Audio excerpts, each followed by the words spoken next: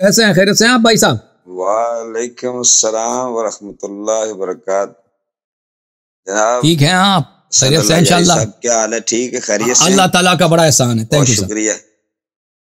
Thank you. میں نے کافی 2 ہفتے غیر حاضری کی ہے، میں نے کہا آج حاضری لگا لیں. آپ نے مہربانی کی کال کرنے کے، بڑے آپ کے بہت شکریہ. اللہ آپ کو عزت ہے. آپ کا بہت شکریہ جی، نوازش. اچھا، ارے یاری صاحب، اگر آپ کی اجازت سے کچھ گفتگو کرنی تھی، کچھ آپ کے بیانات میں سے. بسم اللہ بسم اللہ. اجازت ہو تو کوئی اعتراض کر سکتے ہیں؟ بالکل، اعتراض کریں اعتراض. جی، میں نے یہ آپ کا ایک گفتگو سنی ہے، اس سے مناظرہ جو ہو رہا تھا مولوی صاحب سے، عبدال لطیف تھا اس کا نام. عبداللطیف بتا رہے تھے، پتہ نہیں صحیح نام تھا کہ نہیں. تو اس میں جو ایک نقطہ پوچھنا یہ چاہ رہے تھے کہ جو وعدہ کیا اللہ تعالیٰ نے کہ خلافت کا ایک سوال ہے. آپ نے یہ فرمایا نا اپنے کئی بیانات میں کہ جو آپ ان کو ایک اس کو بتا رہے تھے کہ جب اگر وعدہ اللہ تعالیٰ نے خلافت کا کیا ہے، سوری یہ تھوڑا سا موبائل شاید ہل جاتا ہے. Okay sir. خلافت کا وعدہ کیا ہے تو حضرت ابو بکر یا حضرت عمر نے ایسے فرق کہ وہ ابو عبیدہ کو خلافت کیوں کہا کہ ان کو بنا لو؟ تو آپ کی تقریر سے تو سر یہ ایک دفعہ آپ نے فرمایا تھا کہ یہ تو حضرت علی رضی اللہ تعالیٰ عنہ علیہ السلام جب ان کے پاس لوگ گئے تھے تو انہوں نے کیوں پھر کہا تھا کہ میں نہیں بننا چاہتا؟ انہوں نے ریفیوز کیوں کیا تھا؟ یہ آپ کے بنات سے میں نے سنا ہے، اخذ کیا ہے. جی، اس کی دلیل سن لیں اچھی طرح سے.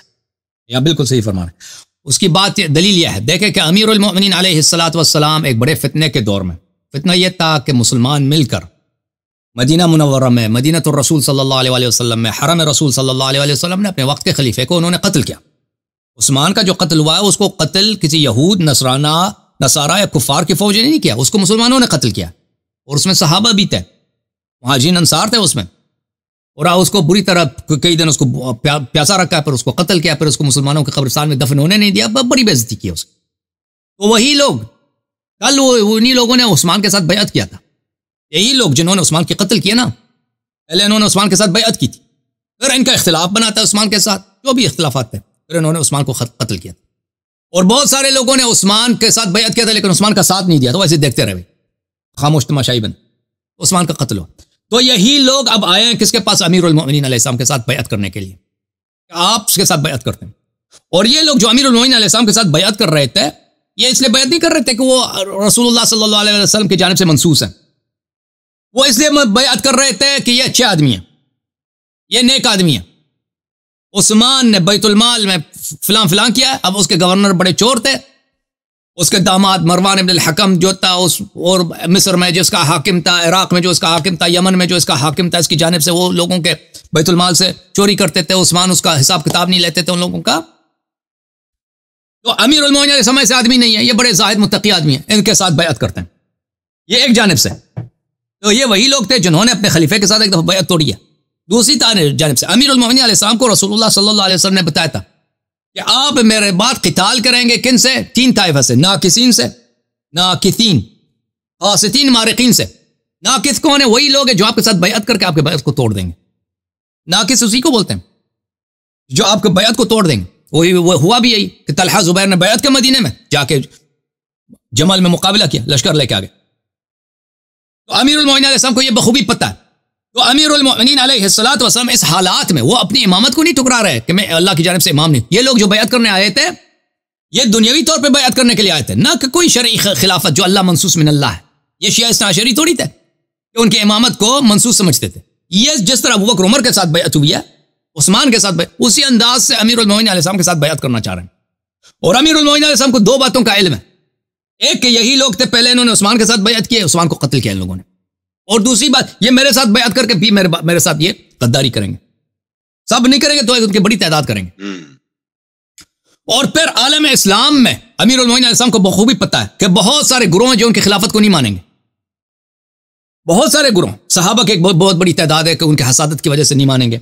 معاویہ شام میں وہ تو پتہ ہی ہے کہ وہ کبھی ان کے سامنے سرخم نہیں کریں گے, کوئی بھی بہانہ بنائیں گے, ان کی حکومت کو تسلیم نہیں کریں گے.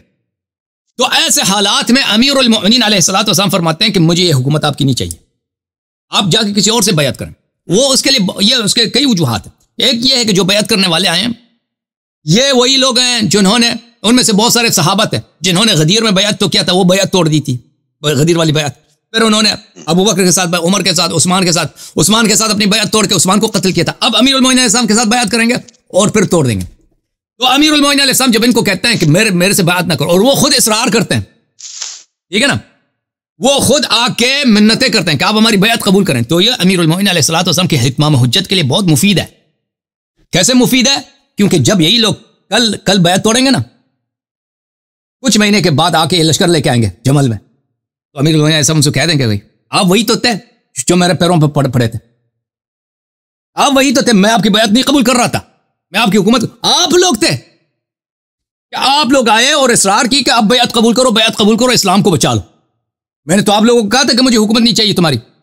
تو یہ ان کے اتمام حجت کے لیے بہت مفید ہے. دوسری بات, جو عالم اسلام میں جو لوگ بعض دوسرے سرکشی کریں گے, جیسے معاویہ کا جو لشکر ہے قاسطین کا, وہ کبھی یہ الزام نہیں لگا سکیں گے کہ امیر المؤمنین علیہ الصلوۃ والسلام نے عثمان کو قتل کرائے تاکہ خود وہ حاکم بن جائے. ٹھیک ہے نا, کیونکہ سب کو پتہ ہے کہ عثمان کی قتل ہوئی ہے, خلافت آفر ہوا ہے, امیر المؤمنین علیہ السلام نے کہا مجھے نہیں چاہیے بھائی, کسی اور سے جا کے بیعت. ٹھیک ہے نا, تو یہ ان کے اتمام حجت کے لیے, اس کے لیے بھی بڑا مفید ہے. ٹھیک ہے نا. تیسری بات یہ ہے کہ یہ فتنے کے دوران ہے. جو شخص اس حکومت کو قبول کرے گا, کیونکہ حالات ایسے تھے اس زمانے میں کہ اس کے خلاف فتنوں کے آشوب, فتنوں کے امواج ہر طرف سے پھیر جائیں گے. امیر المؤمنین علیہ السلام کو بخوبی یہ پتہ تھا, اس لیے وہ راغب نہیں تھے اس معاملے میں کہ وہ اس حکومت کو قبول کریں. تو امیر المؤمنین علیہ الصلوۃ والسلام نے جب یہ خلافت ٹکرایا ہے, یہ نہیں ٹکرایا کہ اپنی امامت کو ٹکرایا, وہ ایسے لوگوں کی بیعت کو انہوں نے ٹکرایا ہے جنہوں نے غدیر میں ان سے بیعت کر کے اپنی بیعت کو توڑا ہے, جنہوں نے ابو بکر, عمر, عثمان سے بیعت کی, عثمان سے بیعت کر کے عثمان کو قتل کیا ان لوگوں نے. اور پھر جب دوبارہ ان سے امیر المؤمنین علیہ السلام سے بیعت کریں گے, ان کی بڑی تعداد جمل میں جا کے اپنی بیعت توڑیں گے, تلوار نکالیں گے. ان میں سے بہت سارے لوگ ایسے ہیں جو پیسے لیں گے, معاویہ سے پیسے لے کر اپنی بیعت توڑیں گے, معاویہ سے جا کے ملیں گے. اور بہت سارے لوگ وہی ہوں گے جو بیعت کر کے خارجی بن جائیں گے, کیونکہ پیغمبر نے بتایا تھا کہ آپ 3 طوائف سے لڑیں گے. ایک ناقصین سے, ناقص میں نے بتا دے, ناقص وہ ہیں جو بیعت توڑیں گے, قاسطین ہے معاویہ کا لشکر, اور مارقین خوارج کا. تو امیر المؤمنین علیہ السلام نے ان پہ اچھی طرح اپنے حجت کا اہتمام کیا تھا, اور یہ مختلف لحاظ سے اس کے حکمتیں بہت زیادہ ہیں. تو عرض یہ ہے کہ دیکھیں, امیر المؤمنین علیہ السلام نے کبھی یہ نہیں کہا کہ میں اللہ کی جانب سے امام نہیں ہوں آپ کا. امیر المؤمنین علیہ السلام نے ظاہری, دیکھیں امام پیغمبر نبی ہیں, امام ہیں, چاہے حکومت ان کے پاس ہو یا نہ ہو, ہے کہ نہیں بھائی؟ مسلمان دنیا میں ایک آدمی بھی ہو نا, کوئی مسلمان نہ ہو, نبی ہوتا ہے نہیں ہوتا بھائی؟ ہوتا ہے یا نہیں ہوتا؟ پیغمبر کے پاس اگر کوئی اطاعت کرنے والا نہ ہو, حکومت نہ ہو, پھر بھی نبی. مکے میں تھے نا, وہ نبی تھے, نبی میں مکے میں ان کی پاور نہیں تھی.